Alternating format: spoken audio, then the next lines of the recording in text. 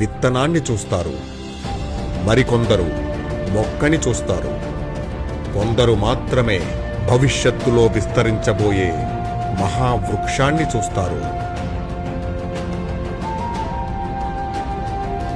ఆయన ఆలోచనలు ప్రస్తుతంలో అప్రస్తుతంలా అనిపించవచ్చు.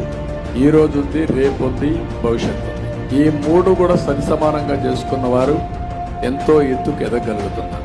ఆయన ముందు చూపు కొందరికి బంధనంలా అనిపించవచ్చు. 95 నేను మాట్లాడింది ఐటీ మాట్లాడే, ఈ రోజు నేను మాట్లాడేది ఏఐ మాట్లాడుతున్నా, ఆర్టిఫిషియల్ ఇంటెలిజెన్స్ మాట్లాడుతున్నా.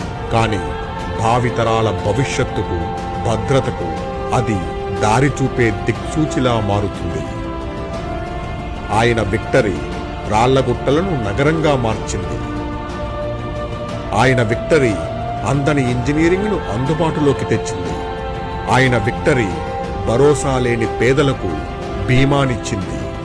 విద్యార్థినులకు సైకిళ్లు అందించి, మహిళలకు స్వయం ఉపాధి కలిగించి, రైతులకు డ్రిప్ ఇరిగేషన్ అందించి, భావితరాలకు భవిష్యత్తునిచ్చి, అట్టడుగు వర్గాలకు చేయూతనిచ్చి, వేల కిలోమీటర్ల రోడ్లతో, వేల మెగావాట్ల విద్యుత్ ఉత్పత్తితో, ఉరకలెత్తిన సాగునీటి ప్రాజెక్టులతో, సులభతరం చేసిన పాలనా విధానాలతో ఆయన నాయకత్వం వహించిన ప్రతిసారి రాష్ట్రం అభివృద్ధికి ఎగబాకింది.